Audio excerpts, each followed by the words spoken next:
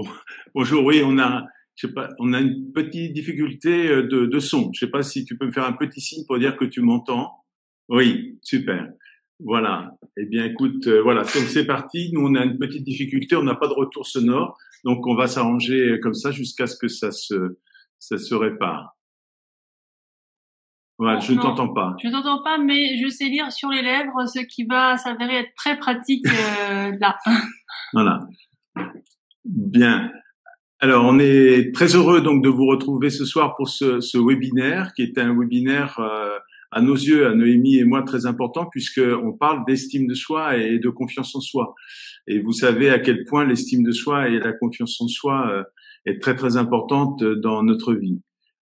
En plus, on vous réserve ce soir une petite surprise, puisqu'on a décidé de vous faire une séance d'hypnose à la fin de ce webinaire, disons dans la dernière partie de ce webinaire. Et pour ce faire, on va vous demander, vous qui nous écoutez de l'autre côté de vos écrans, enfin de notre écran et puis du vôtre, hein, on va vous demander donc une petite aide. On va vous demander tout simplement de prendre une feuille blanche, voilà, une feuille blanche ou alors une feuille tout court, hein, sur laquelle vous allez écrire deux noms. Le premier nom que vous allez écrire, c'est le nom d'une personne qui est susceptible de vous envoyer des messages d'amour.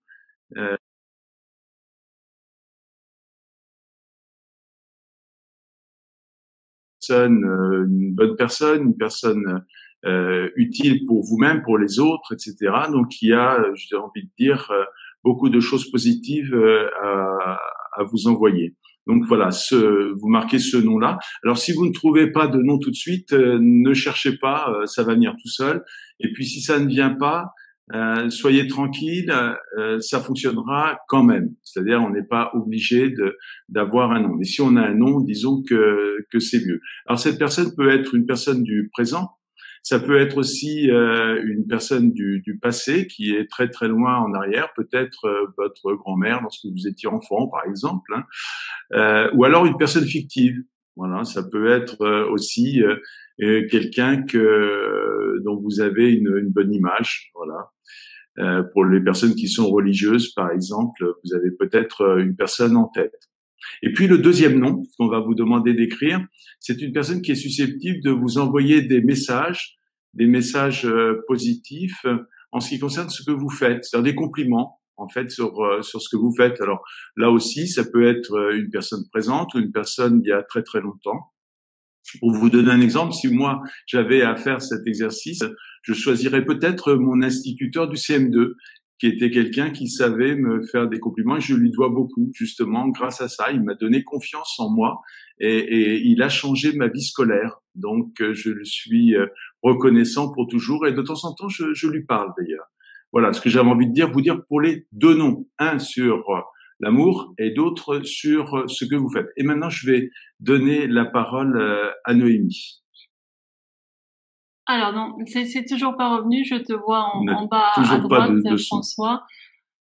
Alors, Voilà. Alors peut-être François, juste si toi tu peux envoyer le message à ce moment-là ou les questions pour aller lire, peut-être, je ne sais pas.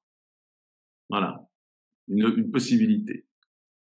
Alors, j'imagine que si je pouvais t'entendre, François, tu demanderais de définir un petit peu les deux. Que tu me demanderais, mais Noémie, est-ce qu'on peut faire la différence entre la confiance, l'estime, n'est-ce pas, souvent confondues? Et je te dirais oui, François, effectivement, on fait très souvent la confusion entre la confiance en soi et l'estime de soi. Ce sont deux choses très différentes. Lorsque l'on parle de l'estime de soi, cela parle de notre identité. L'estime de soi, c'est la valeur que je m'attribue moi, c'est ce que je pense de moi. C'est quelque part c'est un autofeedback sur mon identité. Et puis la confiance en soi parle des capacités, c'est-à-dire plutôt du faire. Donc il y a d'un côté l'estime de soi qui parle de l'être et de l'autre côté la confiance en soi qui parle du faire. Et c'est très très très différent. Alors, très souvent, dans notre centre de formation, nous rencontrons des personnes qui ont une carence de l'estime et qui, pour penser la carence de l'estime, vont faire beaucoup de formations, vont se former, vont tenter d'acquérir des compétences nouvelles et sont quelque part, à un moment donné, des personnes surdiplômées. Et cela ne vient pas compenser la carence de l'estime. Et c'est assez étonnant parce que lorsque l'on parle, et je suppose que Robert sera d'accord avec moi, lorsque on s'adresse à des personnes comme cela, eh bien, nous sommes parfois très surpris. Comment peut-elle ne pas avoir d'estime d'elle avec toutes ces compétences, avec tout ce bagage-là? Eh bien, parce que lorsque l'on veut soigner l'être, je vous ai dit, je vous ai donné la définition rapide des deux. Lorsque l'on parle de l'estime de soi, on parle de l'identité, c'est la personne que je suis, c'est ma valeur. Et lorsqu'il y a une carence à ce niveau-là, eh bien, c'est à ce niveau-là qu'il est important de travailler et non pas au niveau du faire. Donc, faire plus de choses et pour compenser l'être, ça ne fonctionne pas. Ça ne fait que des personnes surdiplômées qui, quelque part, à un moment donné, ne comprennent pas ce qui se passe parce qu'elles ont l'impression qu'elles font tout ce qu'il faut, mais justement on entend encore une fois le verbe faire, elles font tout ce qu'il faut et cela ne résout rien. Et oui, donc il est important lorsqu'on a une carence de l'estime, eh bien de travailler au niveau de l'être, donc de l'identité. Voilà pour faire une rapide distinction entre les deux. Peut-être Robert, veux-tu ajouter quelque chose? Oh non, pas spécialement. C'est vrai que vous avez tous évidemment rencontré ces personnes qui nous surprennent. Je me souviens notamment d'un menuisier qui était vraiment très doué pour faire de belles choses. C'était même un ébéniste, il faisait de belles tables, etc. Donc il avait une grande confiance en lui. Il savait qu'il était très compétent, mais à côté de ça, il avait une mauvaise estime de lui parce que dans l'enfance, on lui avait envoyé des messages pour dire que, eh bien, il y avait les intellectuels et les manuels, et que les manuels, c'était, selon les personnes qui s'adressaient à lui, eh bien, c'était moins bien que les intellectuels. Donc, il avait gardé ça malgré ses compétences. Donc, ça se trouve évidemment dans les diplômes, mais ça se trouve aussi dans tous les domaines, cette nuance. Voilà. Il y a aussi des gens qui compensent l'estime de soi par de l'avoir, donc qui deviennent très riches, très puissants pour compenser leur manque d'estime. Ça les sécurise, mais ça ne résout pas leur problème d'estime d'elles-mêmes. Alors bon, on n'entend toujours pas ton retour, François. Du coup, on improvise un petit peu. Oui, donc là, on va parler tout simplement des 4 portes d'entrée. Oui. Voilà. Oui, ce webinaire porte sur la confiance en soi et l'estime de soi. Nous avons concocté une formation. La raison en est qu'il y a une forte demande.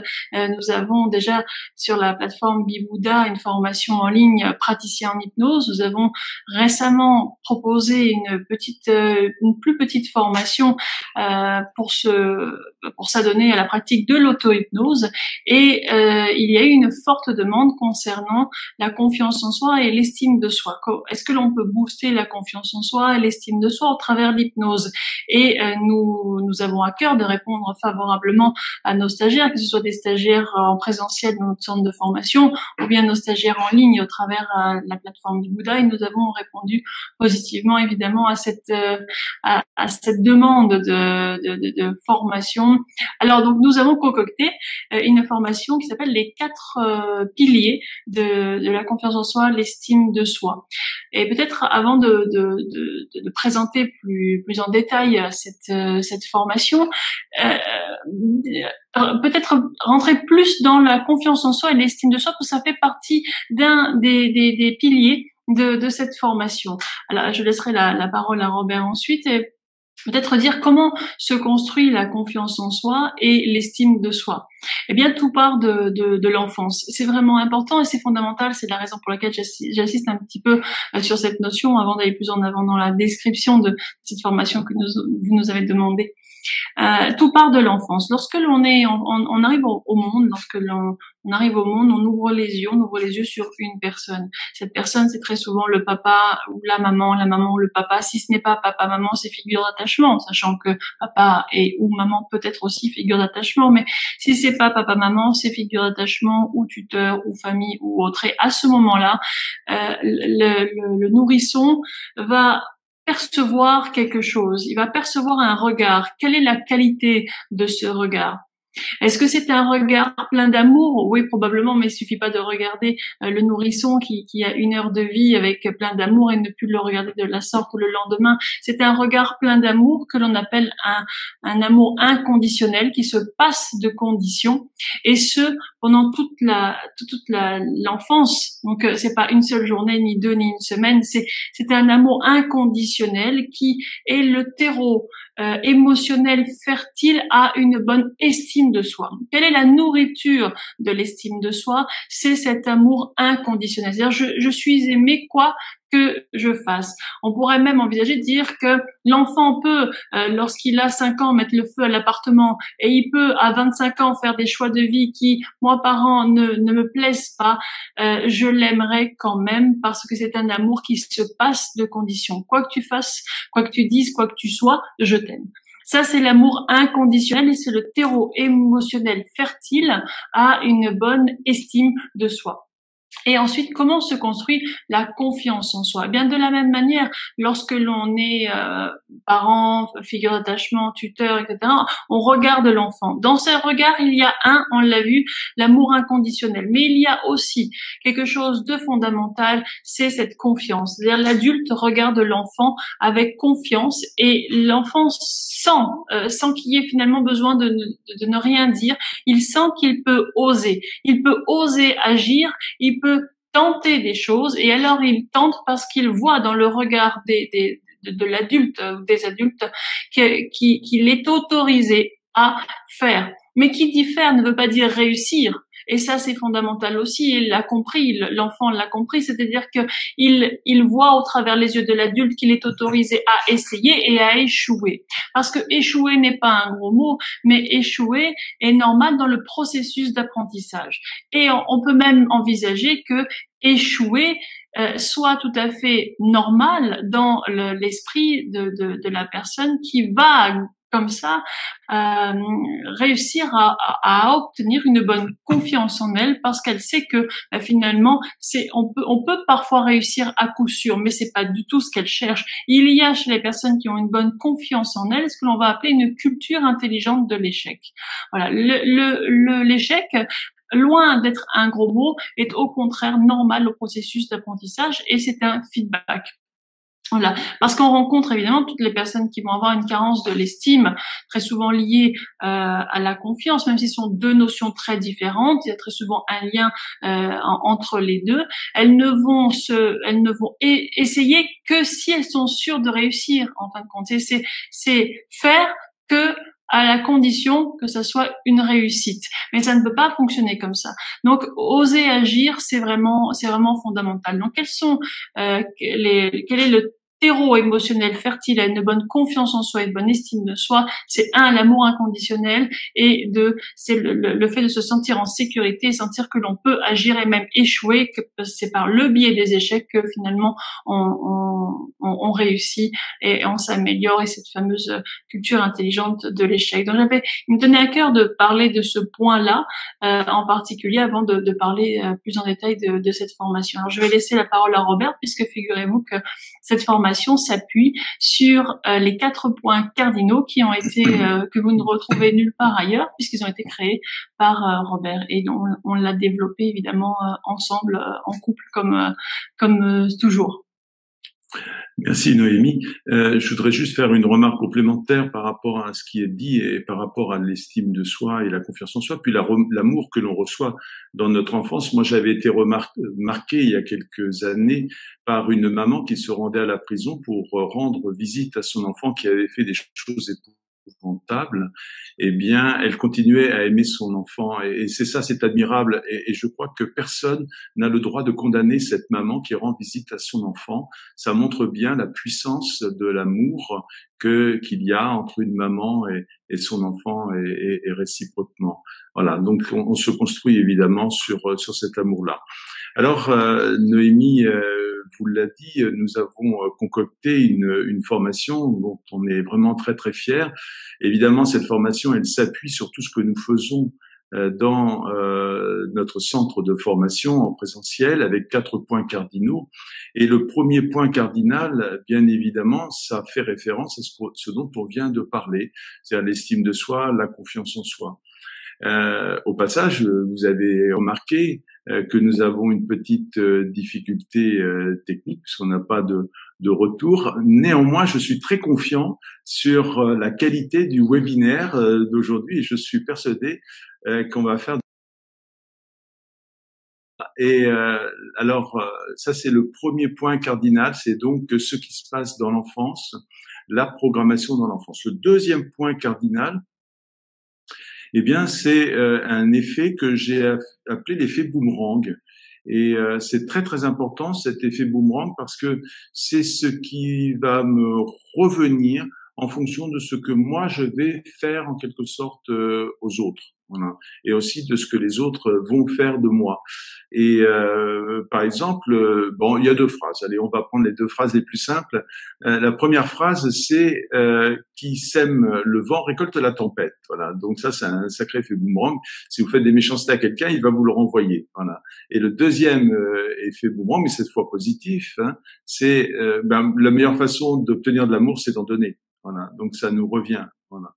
Alors il y a un philosophe célèbre, hein, évidemment, qui a parlé de ça, hein, c'est Jean-Paul Sartre. Et Jean-Paul Sartre disait, nous sommes, voilà, donc là on est dans l'être, hein, ce que nous faisons de ce que les autres ont voulu faire de nous. Voilà, donc ça va être l'effet boomerang.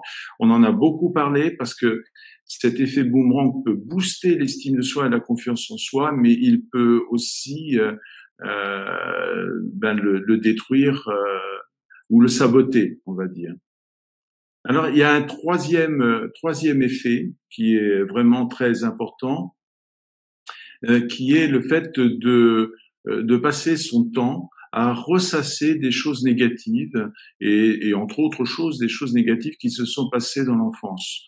Alors, tout le temps que vous passez, que l'on passe en fait à s'intéresser aux cailloux qui sont dans le jardin, eh bien, nous empêche d'arroser les fleurs. Voilà, donc c'est un peu de poésie ce soir, mais c'est ça. Donc il y a un moment donné où cette énergie-là, il faut donc négative, centrée sur les cailloux, il faut l'orienter vers quelque chose de positif, de constructif. Penser au présent, c'est très très important. À chaque instant de la vie, il faut profiter de chaque instant. Et puis préparer de futurs présents. Je ne parle pas de se projeter dans le futur, mais de futur présent. Donc c'est un troisième effet qui est très très important et qui joue un rôle également très important dans la fabrication ou le détricotage de l'estime de soi, de la confiance en soi. Et puis enfin, il y a un 4e point qui est très très important et que l'on traite d'ailleurs dans l'estime de soi et la confiance en soi de notre formation, c'est notre point faible. Nous avons probablement tous un petit caillou dans la chaussure, voilà, un petit point faible, peut-être à la naissance, hein. Dans ce cas, on pourrait dire que c'est un point faible originel, peut-être que nous allons l'acquérir très tôt. Il y a plusieurs attitudes à avoir vis-à-vis de ce point faible. La première attitude, ça serait le déni. Voilà. Non, j'ai rien, c'est comme ça fait partie de moi. Donc, d'ailleurs, on voit bien que ce point faible, qui était peut-être un problème technique, j'ai envie de dire, au niveau d'un genou, etc., nous allons nous identifier à ce point faible, puisque nous allons dire qu'il fait partie de nous, qu'il est nous, en fait. Voilà. Donc, le déni, c'est évidemment une mauvaise option. Parce que du coup, nous ne pouvons pas l'aborder. Voilà. Et donc, il faut avoir accès à ce point faible. Comme il est souvent inconscient, moi, ce que je recommande dans mes formations, c'est c'est de faire comme si nous en avions un. Pourquoi faire comme si nous en avions un? Du coup, on le cherche. Alors, si on le trouve pas, tant mieux. Ça veut peut-être dire qu'il n'y en a pas. Mais si on le trouve, à ce moment-là, on peut faire quelque chose. C'est un petit peu comme si vous partez en randonnée. Avant de partir en randonnée, regardez dans votre chaussure s'il n'y a pas un caillou. Si on n'a pas, tant mieux, mettez votre chaussure. S'il y en a un, eh bien, à ce moment-là, vous l'enlevez. Et une fois que l'on a trouvé ce point faible, eh bien, il faut accepter que ce soit un point faible. Donc ça, c'est éviter le déni. Et puis ensuite, il faut avoir envie, bien évidemment, de supprimer ce point faible. Voilà, de le travailler. Peut-être pas le supprimer, mais au moins de le travailler. Pour le travailler, donc, il faut de la motivation. On peut découvrir qu'on a un point faible, ne pas avoir envie de le changer. Et puis, une fois qu'on a découvert que l'on a un point faible et qu'on a envie de le changer, eh bien, ça va être de mettre en route des outils de changement par rapport à ce point faible. Et donc, l'hypnose et l'auto-hypnose va jouer un grand rôle. Et dans la formation que nous proposons, eh bien, évidemment que l'on fait une séance d'auto-hypnose que vous pourrez regarder autant de fois que vous en avez envie. Et puis, également les documents pédagogiques dans lesquels nous faisons des exercices. C'est-à-dire, on vous demande de faire des choses et ensuite de fabriquer votre propre séance d'auto-hypnose adaptée à vous. Voilà. Et donc, ça va être les 4 portes d'entrée, en fait, de cette formation. Je pourrais citer, pour terminer sur les points faibles, une loi qu'on appelle la loi de Murphy et qui dit: si quelque chose est susceptible d'aller mal, eh bien, ça ira mal. Ça veut dire que si vous avez un point faible et que vous ne le découvrez pas, vous pouvez prendre le risque un jour de le découvrir brutalement. Alors, Murphy, c'était un ingénieur en aéronautique. Voilà. Et donc, c'est vrai que s'il y a un point faible dans un avion, il vaut mieux pas le nier, quoi, en fait. Il vaut mieux même chercher un point faible. Même si on pense qu'il n'y en a pas, il faut le chercher pour le découvrir éventuellement. Alors, cette loi, qui est une loi, au départ, de l'aéronautique, qui n'est pas tout à fait vraie, parce que on peut très bien ne jamais, le hasard, la chance, peut faire que jamais on ne découvre ce point faible, mais néanmoins, il vaut mieux faire comme si elle était vraie, et puis le chercher. Vous savez qu'il y a des gens, j'ai regardé ça tout à l'heure avant le webinaire, qui sont devenus des champions de basket et qui mesuraient 1m65, 1m70. Voilà. Alors, ils avaient un petit point faible par rapport à ce sport, mais ils l'ont sublimé. Alors, ça veut dire que le point faible, on va pouvoir le sublimer. Et on vous parlera tout ça dans le cadre de l'hypnose et de l'auto-hypnose, parce que tout ça, en réalité, c'est de la programmation. Et l'auto-hypnose, ça permet de changer le programme. Par rapport à ce point faible, il y a quelque chose que j'aimerais ajouter. Il ne s'agit pas, lorsque l'on découvre le point faible, de se résigner. J'ai été formée à l'hypnose aux côtés de François Roustan, et François Roustan a une philosophie très particulière. J'ai pas été formée dans une formation entre guillemets classique. J'ai eu la chance d'être formée vraiment à ses côtés, et j'étais la seule, ce qu'on appelle un mentor vraiment. Et il parle il parle de ça. Il s'agit pas de se résigner. Il s'agit de s'abandonner à. C'est un réel abandon. Mais quand on dit abandonner, c'est-à-dire aller avec. Et toute une partie de notre formation, là, notamment sur ce point, imaginez que cette formation, elle est faite sur 4 points cardinaux. Vous avez en haut, on traite la question de la confiance en soi et de l'estime de soi au travers ces 4 points, au travers l'enfance, au travers ensuite l'effet boomerang, au travers les ruminations et au travers le point faible. Donc vous avez comme ça 4 points cardinaux, et nous rentrons dans le thème de la confiance en soi et de l'estime de soi au travers comme ça chacune des portes, les unes après les autres, et avec un éclairage différent. Alors c'est vrai que lorsque l'on a eu la chance d'avoir des parents aimants avec cet amour inconditionnel, tu peux faire des bêtises, ramener de mauvaises notes, je t'aimerai quand même, et puis tu vois dans mes yeux que je t'encourage à oser agir, à faire des choses, et si tu échoues, tant pis, et même tant mieux, parce que ça fait partie de l'apprentissage. Alors derrière, on prend le relais, c'est-à-dire qu'en tant qu'adolescent, on prend le relais de ce que les parents nous ont inculqué sans l'inculquer, c'est-à-dire du bain dans lequel on a été baigné, eh bien, on reproduit ce bain. Donc, si on a entendu de la part des parents, tu es beau, tu es intelligent, tu es fort, tu t'en sortiras, eh bien, tel un relais, je prends ça et je vais me suggérer cela. Je vais me suggérer que je suis douée, quoi qu'il se passe, j'y arriverai dans la vie, ce qu'on appelle des convictions. Et au contraire, et c'est là que c'est délétère, si vous entendez tout au long de votre enfance, tu n'es un bon à rien, tu y arriveras pas, t'arrives pas à la cheville de ta sœur, de ton frère, ce genre de choses, eh bien on peut aussi prendre le relais là. Et dans ce cas-là, se dire des choses négatives et ruminer. Cette rumination là, elle est très présente chez les personnes qui ont une carence de l'estime. Alors, donc, nous envisageons le traiter, entre guillemets, la question de la confiance en soi et de l'estime de soi au travers de ces 4 points cardinaux, de ces 4 angles différents. À chaque point, il y a une vidéo d'explication qui explique quel est le principe, quel est le concept de, par exemple, l'enfance ou de l'effet mouvement, etc. Et ensuite, vous avez des documents pédagogiques avec exercices et il y a un audio, c'est-à-dire une séance d'auto-hypnose à écouter. Une séance d'auto-hypnose pour chaque point cardinal. Et puis, en plus, une séance d'hypnose qui m'a fait plaisir de créer, une séance d'hypnose d'1 heure qui reprend un petit peu tout, mais de manière très différente. Ça reprend simplement les notions fondamentales.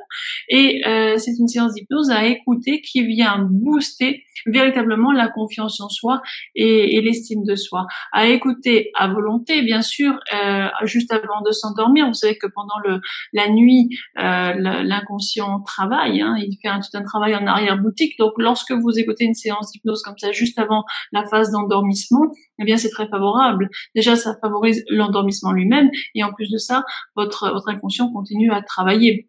Donc, c'est une séance que vous pourriez ensuite amener partout avec vous et écouter à volonté, de telle sorte à ce que ça rentre un peu comme une ritournelle. Alors, nous avons concocté cette formation pour vous. C'est une formation qui permet de booster véritablement la confiance en soi et l'estime de soi.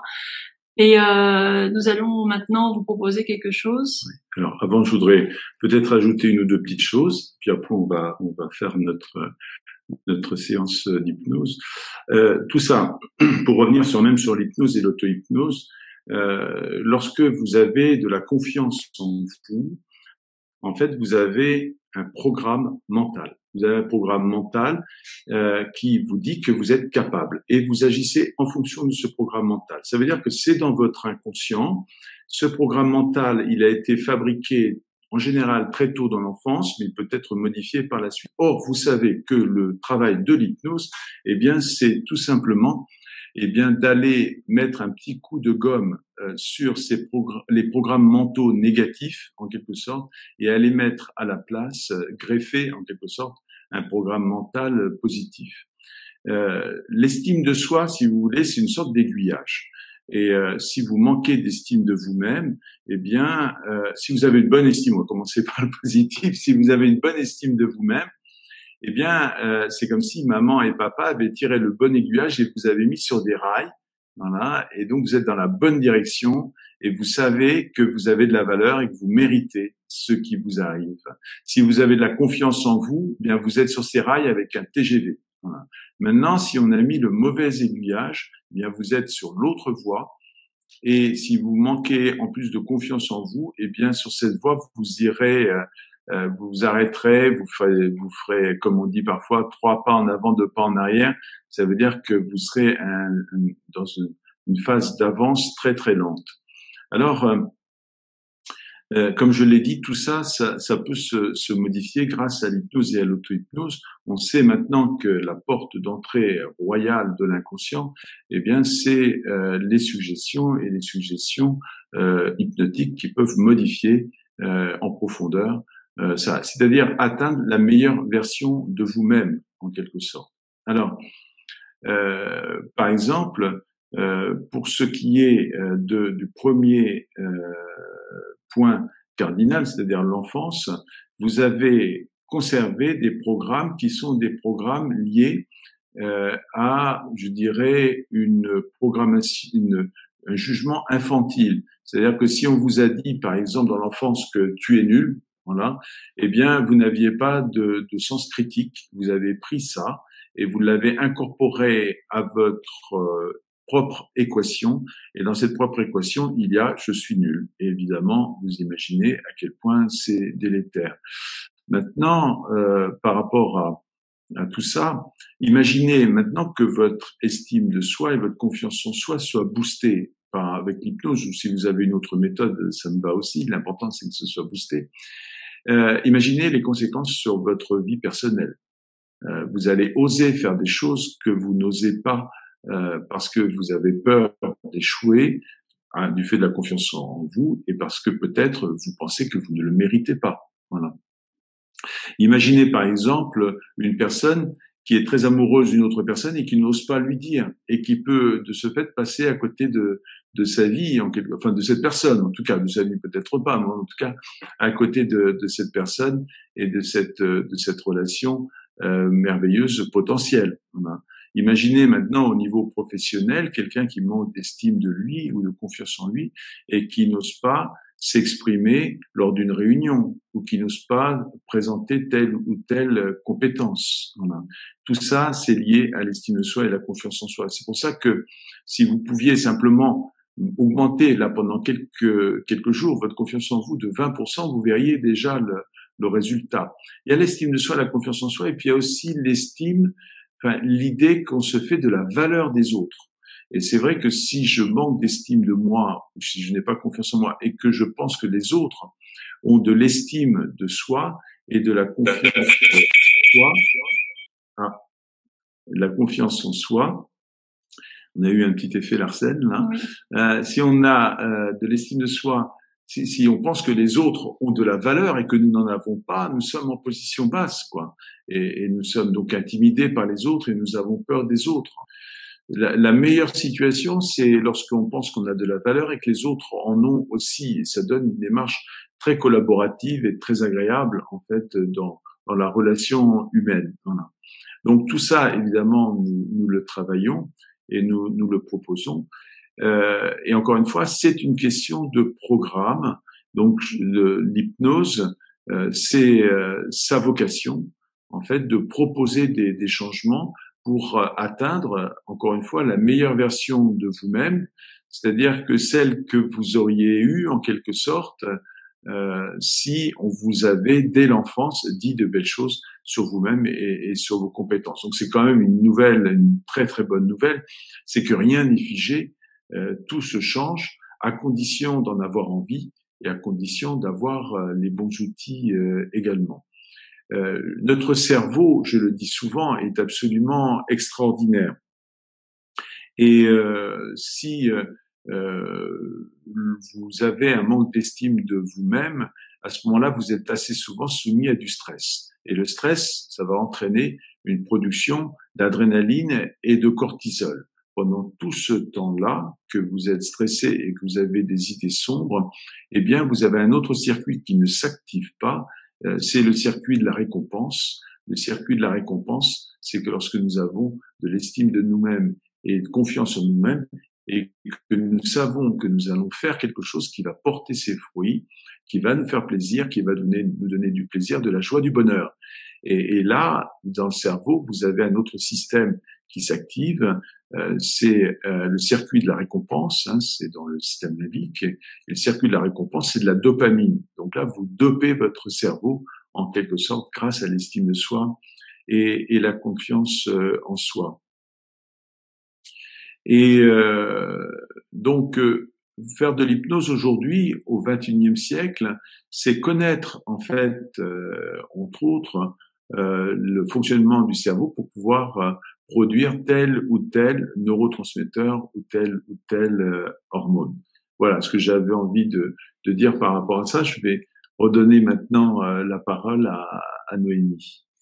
Ce qui est bien avec ce type de formation, en tout cas lorsque on choisit la discipline hypnose pour résoudre les questions de l'estime, la carence de l'estime, carence de la confiance, c'est que à l'inverse d'autres disciplines, et sans mettre de nom sur d'autres disciplines, tout est bien et toute discipline a sa clientèle, sa patientèle. C'est simplement que lorsque vous n'avez pas une bonne confiance en vous, une bonne estime de vous, et que vous avez de la rumination, et que vous vous dites je n'ai pas de valeur, je suis nul, etc. Si quelqu'un vous dit mais non, t'as de la valeur, ça parle à l'hémisphère gauche, ça. Or, notre cerveau est divisé en deux hémisphères, l'hémisphère gauche et l'hémisphère droit. Et la magie de l'hypnose, c'est qu'elle vient non pas parler à l'hémisphère gauche, ni même à l'hémisphère droit, mais aux deux hémisphères. Pendant une séance d'hypnose, l'hémisphère droit et l'hémisphère gauche travaillent ensemble de concert. Et quelqu'un à l'état d'éveil, donc là, dans la vie de tous les jours, comme ça peut nous dire, mais pourquoi tu n'as pas confiance en toi? Ou pourquoi tu n'as pas d'estime de toi? Je ne comprends pas. Regarde toutes les études que tu as pu faire, regarde tout ce que tu as réussi. Mais c'est parce que cette communication-là de l'état de veille s'adresse à l'hémisphère gauche. Et l'hémisphère gauche est un hémisphère logique, plein de convictions. Et si l'hémisphère gauche est convaincu que tu es nul, tu n'as pas de valeur, etc., alors le simple, entre guillemets, fait, et c'est fait très souvent avec bonne intention, de dire mais aie confiance en toi, ou quand est-ce que tu auras de l'estime de toi, etc., ne fonctionne pas. L'intérêt de la discipline, encore une fois, l'hypnose ou l'auto-hypnose, c'est qu'elle vient implanter avec élégance, et encore une fois, on en revient à des choses qui ont pu être dites pendant d'autres webinaires ou dans notre formation initiale à l'hypnose, c'est que une suggestion ne s'implante que si elle correspond à une volonté chez vous. Hein. On ne peut pas implanter n'importe quoi dans le cerveau. Ça, c'est de l'hypnose foutaise. Hein. Ça n'existe pas. Non, on ne peut implanter que ce qui résonne. Par exemple, j'ai envie d'arrêter de fumer, je n'y arrive pas, mais j'ai vraiment envie d'arrêter de fumer. Eh bien, grâce à l'hypnose, vous allez pouvoir faire un agencement intrapsychique à l'intérieur du cerveau qui fait que ça va fonctionner parce qu'il y a une réelle volonté, ça fait écho à quelque chose qui est préexistant à l'intérieur, c'est fondamental.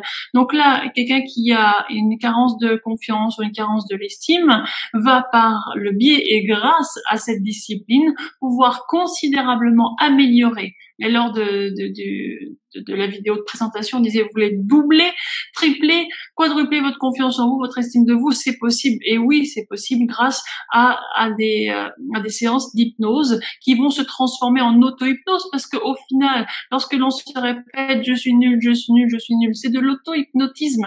Vous vous auto-hypnotisez de cette manière. Donc remplacez cela par le biais de la séance d'hypnose que vous avez entendue au préalable, et des bribes de phrases vont vous rester, elles vont rentrer à l'intérieur de vous, tourner à l'image de ritournelle, s'implanter à l'intérieur de vous, et ça va fonctionner. Pourquoi? Parce qu'il y a quelque chose de préexistant à l'intérieur de vous, il y a une volonté. J'ai envie de me sentir mieux dans ma peau, et c'est suffisant. Voilà. Donc c'est vraiment un outil extraordinaire pour booster, alors plein de choses évidemment, mais la confiance en soi et l'estime de soi évidemment. Voilà. Et ça a été pensé pour vous de telle sorte à ce que ce soit efficace, et ce rapidement. Robert, vous avez promis en début de webinaire une démonstration, et je vois, François, que tu es tout à fait d'accord avec ça, alors allons-y. Alors, juste avant la démonstration, je jette un petit coup d'œil de temps en temps à droite et à gauche parce qu'on a plein de messages sympathiques, et puis aussi quelques messages compatissants par rapport au problème de son. Et je vois par exemple Jean qui nous dit Robert, Noémie, peut-on guérir d'un manque d'estime de soi dû à des parents dénigrants? Oui, et heureusement. Rien n'est figé. Rien n'est figé. Et je peux vous dire que des expériences comme ça de changements importants, on en a vécu avec Noémie par rapport aux séances que nous faisons, et aussi par rapport au retour sur les différentes formations. Alors évidemment, on a envie de saluer plein de gens comme Mercedes qui nous entend Véronique, Marie, Jacqueline, puis ça défile, on n'a même pas le temps parfois de voir, Dan, Géraldine, Nadia, voilà. Donc oui, on voit vos messages, alors on peut pas tous les lire parce qu'en plus il y en a beaucoup, donc ça défile, et puis beaucoup de gens aussi qui nous regardent chaque mois pour nos webinaires et qui c'est une rencontre que nous faisons, c'est un petit abonnement qu'on a ensemble, hein, de se retrouver, voilà. Et puis, alors il y a des personnes qui me disent qu'ils ont une mauvaise réception aussi, donc je lis hein, sur la droite et sur la gauche. Alors, je vous rappelle que vous pourrez demain, pour ceux qui ont une mauvaise réception ou des coupures, le regarder en replay. Voilà. Et maintenant, nous allons vous proposer donc une séance d'hypnose.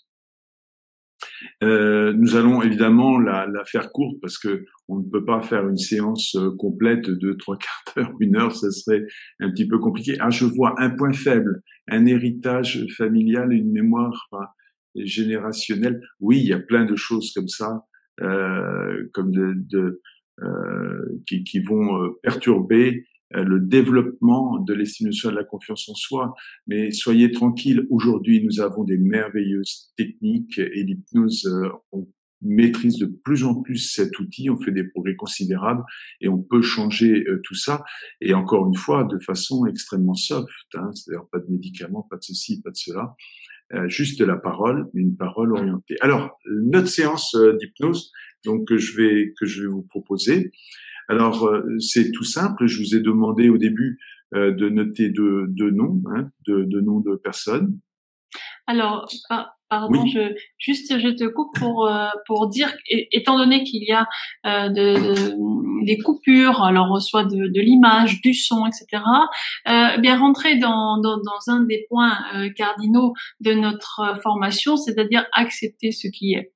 Si vous avez des coupures de son, eh bien laissez-les être ce qu'elles sont, et de toute façon on revient, on est toujours là. Alors laissez-vous aller, laissez-vous porter. Est-ce que vous n'entendez pas? Vous ne l'entendez pas. Est-ce que vous entendez? Vous l'entendez. D'autant qu'on va vous amener ailleurs. Donc de toute façon, vivez l'expérience telle qu'elle est. Voilà. Voilà. Donc vous allez voir, c'est tout simple, hein, cette séance.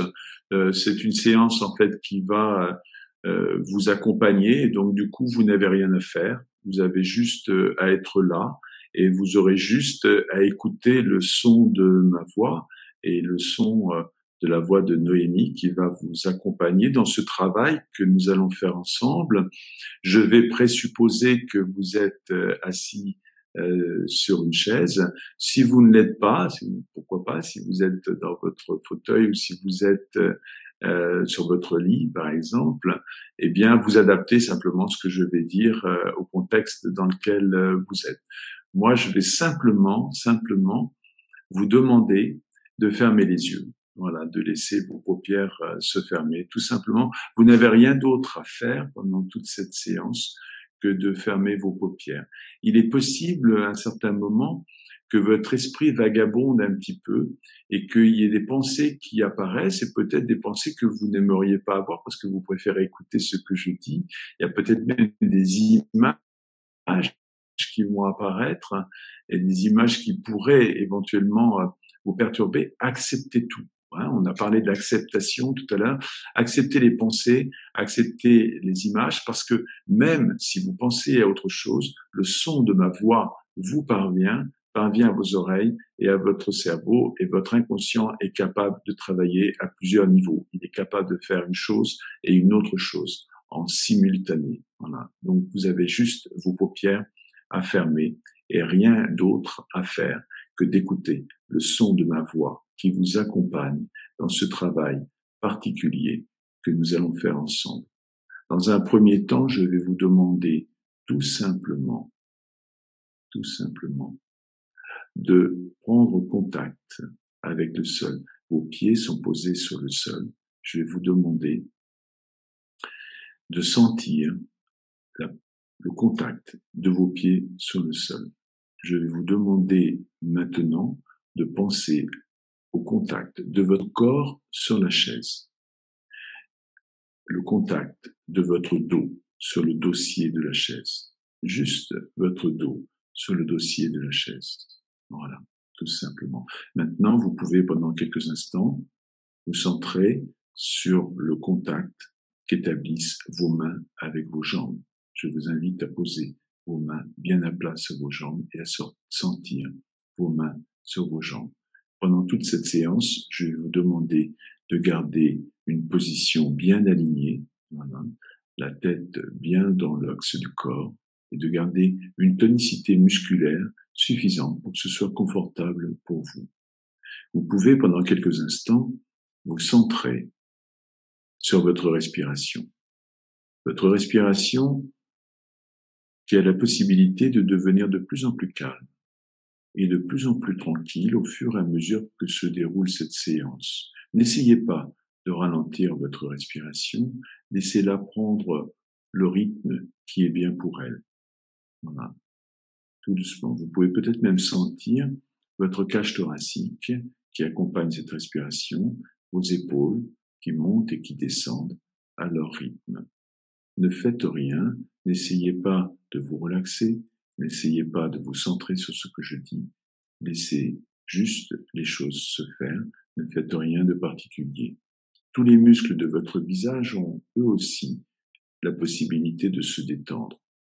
Un peu comme les muscles du visage d'un enfant juste avant qu'il ne glisse dans le sommeil.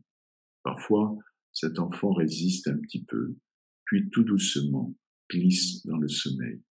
Alors que votre corps a la possibilité de se détendre, votre esprit lui aussi peut se détendre. Une partie de vous peut m'écouter et une autre partie de vous peut faire totalement autre chose. Acceptez tout ce qui arrive, acceptez d'éventuelles pensées, acceptez d'éventuelles images. Ne faites rien d'autre que d'accepter. Votre esprit est totalement libre. Voilà, tout simplement. Rien d'autre à faire que d'être là, en face de moi, et d'écouter le son de ma voix. Très bien. Peut-être avez-vous une image ou une sensation qui arrive. Cette image ou cette sensation, c'est la personne que je vous ai demandé d'écrire sur cette feuille.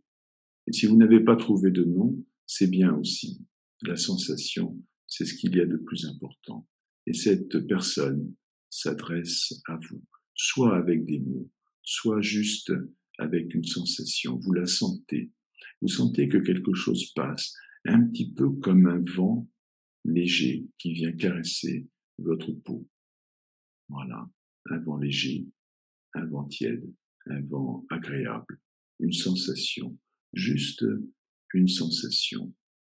Et cette personne, au travers de ces mots, au travers de ces sensations, vous envoie un message d'amour, un message pour vous dire que vous êtes une personne importante à ses yeux. Et elle vous rappelle que vous êtes une personne importante aux yeux de beaucoup de gens. Et que vous êtes aussi une personne importante pour vous-même. Voilà. Et elle vous envoie de l'amour. Et elle vous dit que vous pouvez toujours compter sur elle. Et que vous pouvez vous adresser mentalement à elle à chaque fois que c'est bien pour vous. À chaque fois que vous avez besoin de réconfort, vous avez cette personne à l'intérieur de vous qui est bien là et qui vous accompagne. Et cette personne est bienveillante. Elle vous regarde avec attention. Et même si vous ne la voyez pas, vous sentez qu'elle vous regarde avec bienveillance, attention et amour. Voilà. Nous avons croisé tellement de gens qui nous ont aimés, même peut-être qui ne l'ont pas dit, mais qui l'ont pensé très fort, suffisamment fort pour qu'on le sente. Et cette personne, elle a un cadeau pour vous. Voilà. Elle ne vous l'avait pas dit. Elle vous tend un cadeau symbolique. Alors, je ne sais pas si vous voyez ce cadeau. Je ne sais pas non plus si il est avec un papier cadeau et qu'il est à l'intérieur. Peut-être que vous avez envie de l'ouvrir et de le regarder, ou peut-être pas. Peut-être que vous avez envie de le regarder et de le regarder un peu plus tard. Voilà. Très bien. Parfait. Connectez-vous à cette sensation, à cette présence à l'intérieur de vous. Et votre conscient et votre inconscient et votre esprit grandissent en recevant tous ces messages. Voilà, très bien, parfait. Gardez bien précieusement ce cadeau symbolique. Gardez bien précieusement cette personne à l'intérieur de vous qui vous accompagne dans des moments qui sont un peu plus difficiles, par exemple. Très bien. Et alors que vous avez entendu le son de la voix de cette personne si importante pour vous, vous pouvez la laisser là, présente. Elle est là, à l'extérieur de vous, mais aussi et surtout à l'intérieur de vous. Comme si elle habitait un petit peu dans votre esprit, mais que vous ne le saviez jusqu'à présent pas. C'est comme si vous étiez en train de réaliser que finalement, vous avez un trésor à l'intérieur de vous. La présence de cette personne qui vous regarde avec ses yeux si particulier, ce regard rempli d'amour, cet amour qui se passe de conditions, cet amour inconditionnel. Et vous savez que quoi qu'il se passe à l'extérieur, à l'intérieur, vous êtes aimé parce que vous êtes tout simplement là. Et alors que vous êtes là, en train d'écouter le son de ma voix qui vous accompagne dans ce travail particulier, vous êtes connecté d'une manière ou d'une autre à cette personne qui vient de vous offrir quelque chose, un cadeau symbolique. Et je me demande quel est ce symbole, qu'est-ce que cela représente pour vous, et comment ce cadeau symbolique dont vous avez pris connaissance ou non, et peu importe, peut-il vous aider à réaliser de plus en plus et de mieux en mieux que vous êtes une personne inestimable, tellement votre valeur est forte. N'avez-vous pas réalisé que vous êtes quelque part comme un trésor d'une merveille? Elle vous le dit. Tous les jours, jour après jour, elle vous le dit. Elle le murmure. Pourriez-vous faire ce qu'il faut pour écouter de plus en plus et de mieux en mieux le son de sa voix? Et alors que vos paupières sont probablement fermées, ou alors certains d'entre vous ont-ils les yeux ouverts et peu importe, cela ne change absolument rien à ce qui est en train de se passer à l'intérieur. Alors que cette personne pleine d'amour est là, une autre personne apparaît. Laissez-la apparaître. Laissez apparaître un autre visage. Laissez apparaître une autre silhouette. C'est peut-être la personne dont vous avez griffonné le nom, il y a quelques minutes, mais c'est peut-être quelqu'un d'autre. Peut-être avez-vous choisi une personne consciemment et que, inconsciemment, une autre personne apparaît, un autre visage, et acceptez ce qui arrive, ce qui est tout simplement. Un autre visage arrive, une autre silhouette, quelqu'un qui correspond peut-être plus à ce que vous allez entendre maintenant. Qu'auriez-vous eu envie d'entendre lorsque vous étiez enfant? Quel est le message que vous auriez aimé recevoir? Quelle est l'intensité dans les yeux auriez-vous aimé voir? Dans les yeux de qui? Est-ce cette personne qui apparaît? C'est peut-être une personne qui est encore là ou qui est ailleurs, mais peu importe. L'intensité de sa confiance en vous est toujours là. Elle sait que vous savez faire Regardez. Regardez ses yeux. Regardez comme elle vous regarde. Vous pouvez apercevoir dans son regard l'intensité de sa confiance, la confiance qu'elle vous porte, ce qu'elle vous permet de faire. Sentez à l'intérieur de vous la présence de cet enfant que vous étiez il y a quelques années de cela. Regardez cette personne comme si il était à nouveau possible d'oser absolument tout. Oser apprendre à marcher et tomber et se hisser à nouveau le long des parois de ce petit lit à barreaux et trouver l'équilibre. Trouver l'équilibre et être bien, être là dans sa vie, confiant. Confiant parce que ce que vous n'avez pas, ou peut-être pas suffisamment bien reçu, vous pouvez le recevoir maintenant. Il suffit de bien regarder. Savez-vous que savoir beaucoup de choses ne signifie pas savoir les bonnes choses? Et si vous ne savez plus où vous en êtes, c'est un excellent début pour regarder avec des yeux d'enfant.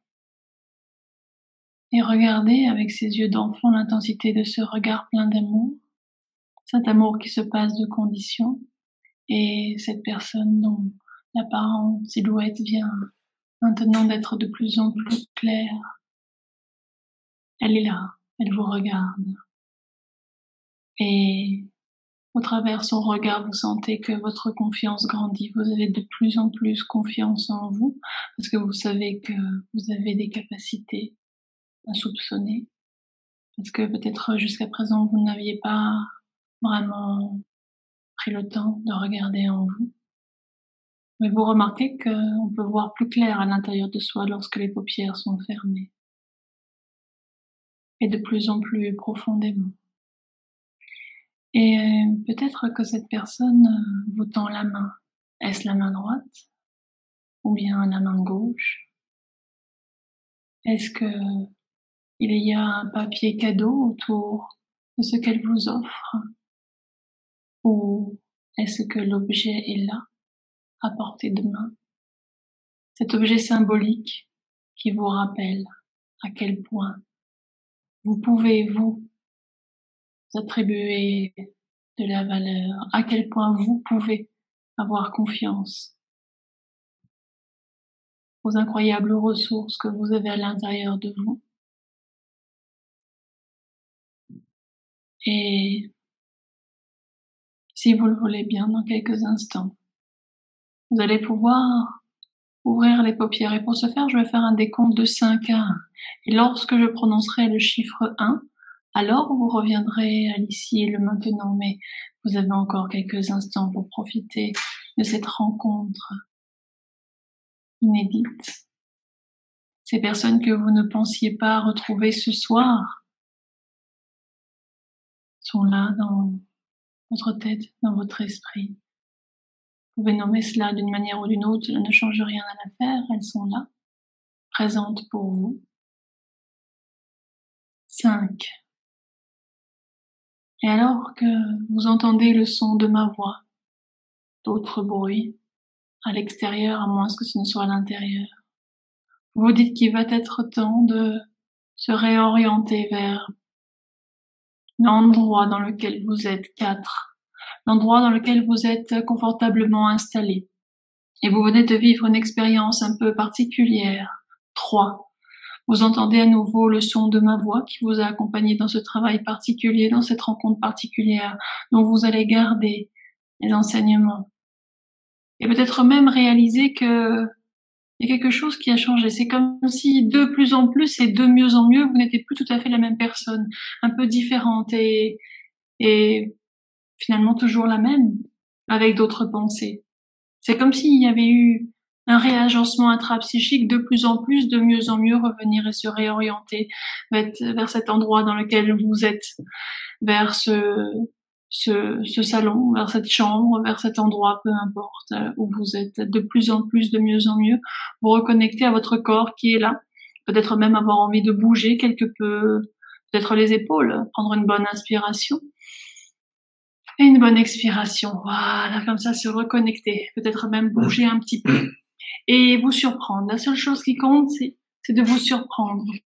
Vous surprendre à avoir de nouvelles pensées. Et peut-être même d'agir un peu différemment. Surprenez-vous, c'est la seule chose qui compte. Et revenir pleinement à l'ici et le maintenant.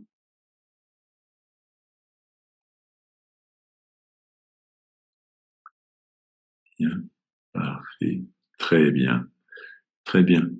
Voilà, donc vous voici reconnectés. Alors peut-être que parmi vous, il y a des personnes qui gardent encore les yeux fermés. Elles le peuvent si c'est bien pour elles.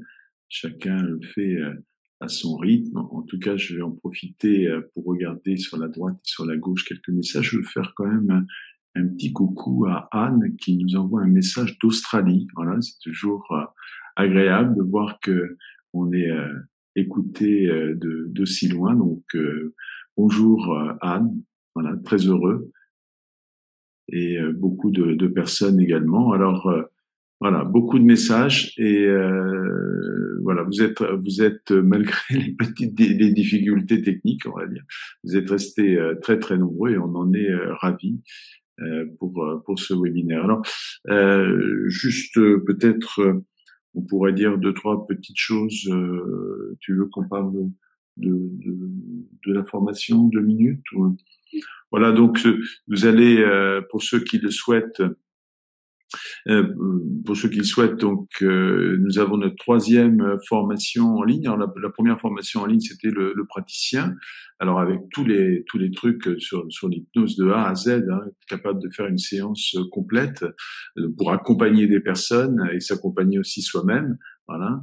La deuxième séance, la deuxième formation qui a eu un énorme succès, c'est l'auto-hypnose. Évidemment, moi je dis toujours, il faut apprendre soi-même à agir sur soi-même. Et même si on a besoin de temps en temps d'un coup de main, d'un hypnopraticien, hypnothérapeute, etc., on peut faire tellement de choses magnifiques. Vous savez que moi, j'utilise l'auto-hypnose tous les jours, en fait, hein, et je me mets en de bonnes conditions, ce qui me permet d'être en bonne forme et de dormir moins et de pouvoir profiter pleinement de la vie, etc. Donc, apprenez l'auto-hypnose, c'est un énorme cadeau que vous faites à vous-même. Et puis l'estime de soi, la confiance en soi. Donc ça y est, c'est parti pour cette formation. Vous aviez été nombreux, comme l'a dit Noémie, à nous la réclamer. Donc voilà, vous l'avez rêvé, nous l'avons faite. Pour paraphraser quelqu'un, en tout cas, on est ravis. On a pris énormément de plaisir à la faire. Puis ce qui est bien, c'est que nous, quand on fait une formation, on pense à vous tout de suite et on est toujours en train de s'imaginer que vous êtes en train de l'utiliser et ce que ça va vous apporter. Envoyez-nous des messages. On en a eu plein pour l'auto-hypnose. Pour ceux qui pratiqueront donc l'estime de soi et la confiance en soi avec notre méthode, envoyez-nous des messages pour nous dire l'impact que ça a eu sur vous et tous les bénéfices que vous en aurez retirés. Alors, comme Noémie vous l'a dit, on vous l'a dit à plusieurs reprises, on aborde les 4 portes d'entrée. Pour chacune d'elles, il y a des suggestions indirectes sous forme d'histoire, de métaphores. Et puis pour chacune d'elles, il y a des documents pédagogiques. Pour chacune des portes d'entrée, il y a des exercices à faire pour que vous puissiez aussi apprendre à vous s'auto-programmer vous-même des choses positives. De toute façon, l'autoprogrammation, on en fait tout le temps, hein, soi-même, mais là, elle est stratégique et elle est réfléchie pour aller dans le bon sens et pas forcément dans un sens négatif, comme on le fait malheureusement trop souvent. Voilà. En tout cas, nous, on a eu énormément de plaisir. Je regarde sur la droite, je vois. Ce sont des effets visibles chez les personnes. Oui, alors c'est vrai, quelqu'un nous parle des systèmes de compensation pour les personnes qui n'ont pas de confiance en elles. Il dit, cette personne dit, la colère, la méchanceté, la jalousie, le mépris, ce sont des effets visibles chez les personnes qui n'ont pas confiance en elles ou qui n'ont pas d'estime d'elles. C'est vrai que les personnes qui n'ont pas confiance en elles, qui n'ont pas d'estime d'elles, parfois ce sont des personnes qui ont énormément souffert, qui ont eu une enfance difficiles et qui en gardent des cicatrices douloureuses. Et pour ces personnes-là aussi, j'ai envie d'envoyer un message. Oui, vous pouvez faire de belles choses pour vous-même et découvrir que les autres, eh bien, peuvent vous apporter beaucoup et que vous pouvez aussi apporter beaucoup aux gens. J'explique aussi dans une autre technique que lorsqu'on a été malheureux, parfois certaines personnes se vengent en quelque sorte de la vie méchante qu'ils ont subie, en donnant en se vengeant, en étant méchant avec d'autres. Nous, ce que nous proposons, Noémie et moi, c'est une autre voie, en fait. Et, il s'agit de la sublimation. D'agir par sublimation, sublimer ça, et peut-être de donner encore plus de joie, de bonheur aux autres. Et à ce moment-là, on en reçoit et on peut faire des choses extraordinaires. Et souvenez-vous que si vos cicatrices sont encore ouvertes, vous pouvez les soigner avec l'auto-hypnose et puis l'hypnose. Et puis peut-être que parmi vous, il y a des gens qui accompagnent aussi des personnes, parce qu'il y a beaucoup de thérapeutes et même d'hypnopraticiens aussi qui font l'acquisition de nos formations et qui donc du coup peuvent les utiliser en cabinet. Et on est ravis de ça. On a beaucoup de discussions aussi avec des praticiens installés. Donc oui, on peut aider les gens. Puis vous savez que on vient de subir un énorme traumatisme mondial, hein, avec le Covid-19, coronavirus, et il va y avoir des gens qui vont être dans la souffrance et qui vont avoir besoin d'aide. Alors si vous êtes des personnes à aider les autres, eh bien allez-y, on va avoir besoin de vous. Il faut absolument que beaucoup de gens se mettent retroussent leurs manches pour aider les gens qui sont en souffrance. Il y a beaucoup de choses à faire. Bonjour Diana de Tahiti. Ah, Tahiti, magnifique. Diana, une ancienne stagiaire à nous. Oui, tout à fait, tout à fait. Qu'en est-il dans les situations de harcèlement? Et c'est très destructeur, évidemment, oui. Et que faire par rapport à la confiance en soi et à l'estime de soi? Bien, vous savez, il y a aussi la théorie de Henri Laborie, qui est parfois aussi la fuite. Moi, je me souviens quand c'est possible, quand c'est possible. Bien sûr. Je me souviens avoir une discussion avec un médecin traitant qui a dit si vous êtes face à une personne toxique, en parlant d'un pervers narcissique, la seule chose à faire, c'est de changer de trottoir. Eh bien oui, c'est bien, on peut le faire lorsqu'il s'agit pas d'un membre de notre famille, mais quand il s'agit d'un membre de la famille, on peut pas changer de trottoir. Donc c'est vrai que il faut pas non plus imaginer que j'achète une formation et puis je résous tout avec. Il y a tout un parcours à faire. L'hypnose est vraiment un outil extraordinaire et parfois qui vient en complément. Et je crois que c'est important de le dire aussi, hein, parce qu'on ne voudrait pas, je parle pour nous deux, je sais que Robert est tout à fait d'accord avec ça, on ne veut pas avoir l'air de faire des techniques magiques. Ça n'a rien de magique, on vous parle de l'inconscient.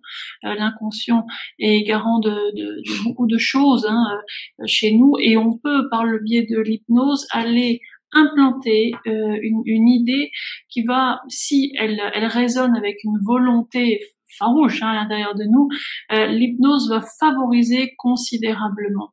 Mais attention, lorsqu'un enfant, bon, je parle d'un enfant, lorsque quelqu'un tombe, la première des choses à faire, c'est de désinfecter la plaie. Si quelqu'un tombe et on lui met tout de suite un pansement, on est en train de refouler. On peut pas mettre un pansement sur une plaie sans désinfecter. C'est comme lorsque l'on perd quelqu'un, il y a une période de deuil. On peut pas demander à la nature de pousser plus vite que ce qu'elle le permet. Donc l'hypnose et l'auto-hypnose, c'est une discipline. Ce sont deux disciplines extraordinaires. Mais il y a des moments où je pense à la question de Mireille et du harcèlement. Je crois qu'il faudrait avoir plus de détails pour pouvoir répondre correctement à cette question. Non, juste une chose par rapport à effectivement à la question de Mireille. Il faut, comme l'a dit Noémie, évidemment agir sur l'élément causal. C'est-à-dire que si vous avez un caillou dans la chaussure, la première chose à faire, c'est d'enlever le caillou. Donc, si vous êtes en permanence soumis à quelqu'un qui est pervers narcissique et qui vous fait du mal, vous ne pourrez pas d'un côté soigner alors que le mal est toujours là.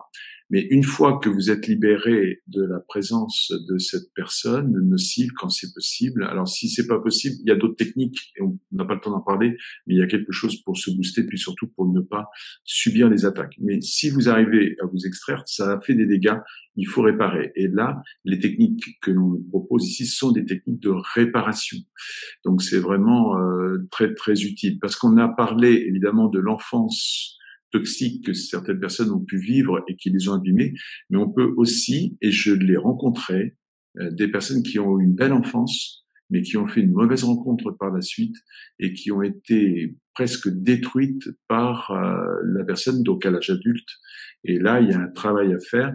Noémie a parlé, évidemment, ça peut être dans la famille, ça peut être aussi au travail. Ça arrive. Le harcèlement moral, par exemple, peut faire des dégâts très importants. Donc, oui, il faut prendre soin de soi, s'extraire quand on peut, sinon il faut travailler ça, effectivement. Une autre personne, là, nous parle des enfants abandonnés, chez qui cette confiance en soi est très difficile à acquérir, car il y a beaucoup de choses à résilier, etc. Oui, il y a un gros travail à faire. Moi, je me souviens d'une de nos stagiaires qui s'occupait d'enfants qui avaient été battus et qui étaient dans des qui étaient recueillis, etc. Et elle me raconte qu'un jour, elle est derrière un enfant et elle va prendre le sel et en voulant prendre le sel, elle se passe tout près de lui. Et à ce moment-là, il a fait un bond sur le côté. Il a cru qu'il allait recevoir un coup. C'est vous dire le programme mental qu'avait cet enfant. Une main qui s'approche, c'est une main qui frappe. Alors que dans mon esprit à moi, une main qui s'approche, c'est une main qui câline, quoi. Quand j'approche la main de ma fille, c'est pour lui faire un câlin. Voilà. Voilà. Donc ça, c'est une programmation. Il faudra défaire cette programmation, qui est une programmation de la comportementale dans un premier temps, mais qui est sous-tendue, évidemment, par une programmation émotionnelle. Donc il y a un travail, mais là, il y a des personnes qui pratiquent l'hypnose et qui s'occupent d'enfants, qui font des choses merveilleuses. On profite pour les remercier pour le merveilleux travail qu'ils font. Voilà, et je regarde en même temps un petit peu tout. Bonjour Anna-Isabelle. Oui. Bonjour Karim aussi.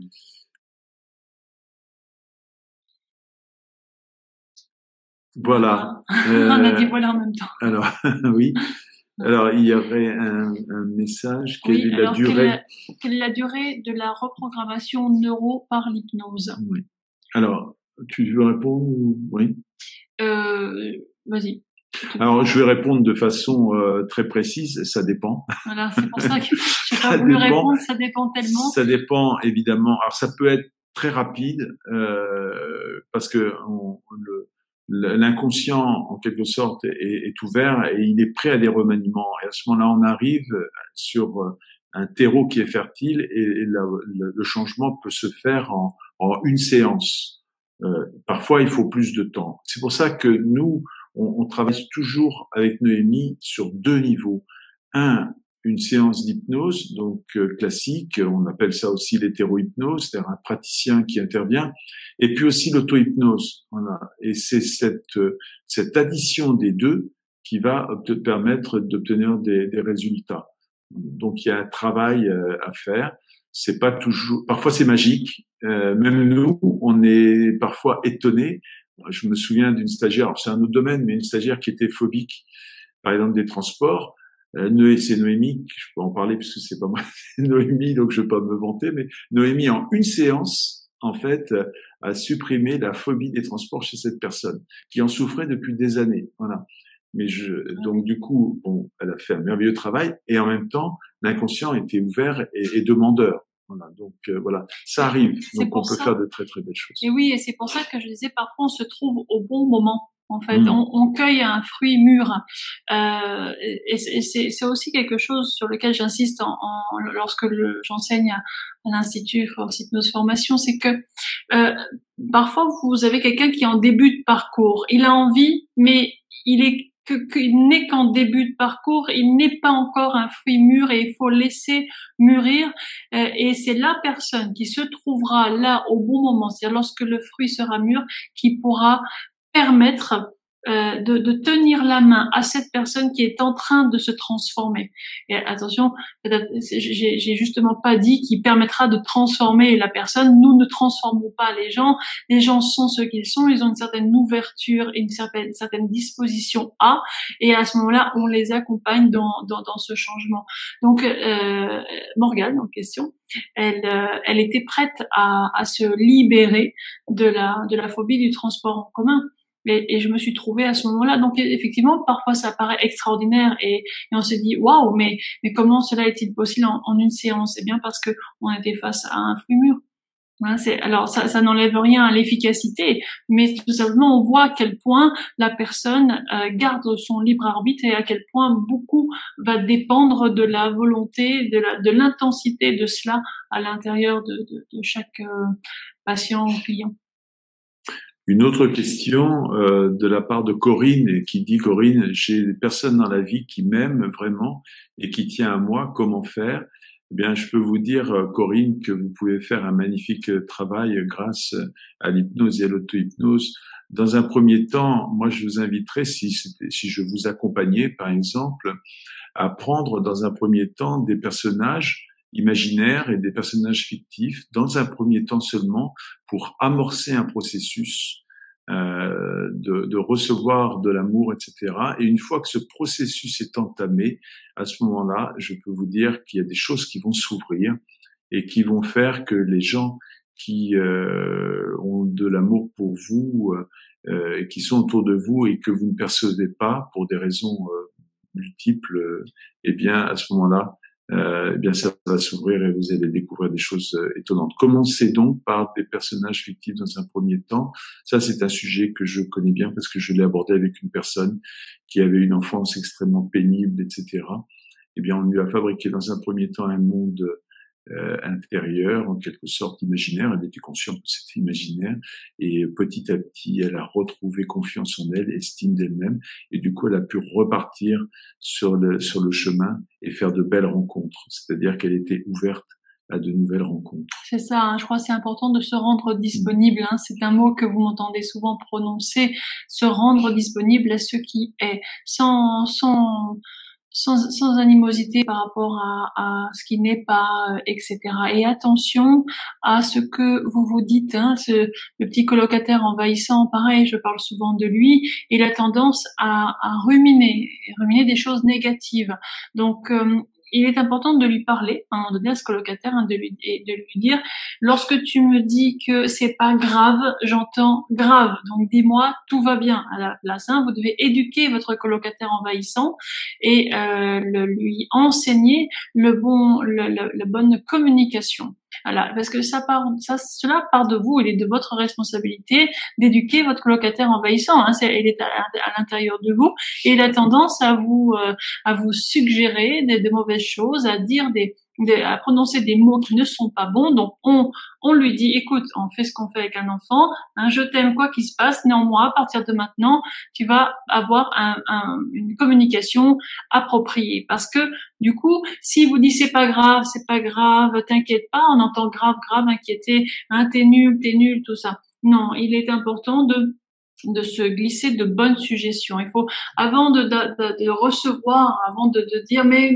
pourquoi il est nécessaire de se mettre dans une bonne, dans la disposition. C'est pas facile. On n'a pas dit que le développement personnel était facile, hein. Et simplement, je me mets dans la bonne disposition, je me rends disponible à plein de choses, hein. On voit sur le côté droit moult questions. Je me rends disponible à l'amour, je me rends disponible à la réussite, je me rends disponible à la concentration, à la mémorisation, à la bonne estime de moi, à la confiance en moi. Oh, j'en ai assez de ne pas avoir une bonne estime. Oh, j'en ai assez d'être ce que je suis, etc. Il est important de rééduquer le colocataire envahissant. Et ça, cela se passe de formation. C'est à un moment donné, le fait de se poser et de se dire: je vais arrêter cette radio à bas bruit à l'intérieur, là, cette soupe, cette tisane à l'intérieur, blablabla. C'est envahissant, c'est délétère. Il est nécessaire d'en prendre conscience et de décider d'arrêter cela. Alors, c'est un sujet qu'on aborde régulièrement, hein. Vous savez, la vie, c'est un long chemin. Et imaginez que sur ce chemin, vous soyez accompagné par une personne qui est en train de vous dire sans arrêt, tu n'y arriveras pas, c'est trop difficile, tu mérites pas, etc. Vous imaginez le moral, si moi qui adore faire de la randonnée, si j'avais à côté de moi, alors que je suis en train de monter puis que c'est pas facile, si j'avais quelqu'un qui me démoralisait. Eh bien, comme l'a dit Noémie, les personnes qui me démoralisent, parfois c'est moi. Et enfin c'est moi, c'est la personne voilà qui s'envoie ses propres messages. Et donc du coup, il faut, comme l'a dit Noémie, il faut pas l'écouter. Il faut se reprogrammer autrement que de s'envoyer des messages négatifs. Il y a une autre personne qui nous a parlé. Je voudrais évoquer ça, c'est un sujet extrêmement grave. Qui nous a parlé pour la pédophilie, les enfants qui ont souffert de pédophilie, que donc du coup manquent d'estime d'eux-mêmes et de confiance en eux. Alors évidemment là, c'est un sujet qui est difficile, qui est grave. Je pense qu'il faut que, en termes d'hypnothérapeute, il faut que ce soit un psychologue qui pratique l'hypnothérapie, qui soit un spécialiste de cette question-là pour traiter ça, parce que c'est un sujet extrêmement grave. Souvent, ces enfants, ces adultes devenus, ils ont subi ça dans l'enfance, et bien souvent, ils n'ont plus confiance dans les adultes, et donc c'est pas facile de mettre en place une relation de confiance, etc. Donc là, on est un peu hors cadre parce qu'on est sur des sujets extrêmement graves, mais l'hypnose et l'auto-hypnose peuvent faire des choses, bien évidemment, voilà, pour ces personnes-là. Oui, tout à fait. Voilà. Eh bien, écoutez, je pense que comme on n'a toujours pas de son, en tout cas, bon, ça s'est super bien passé. Je sais qu'en Australie, on nous entend bien.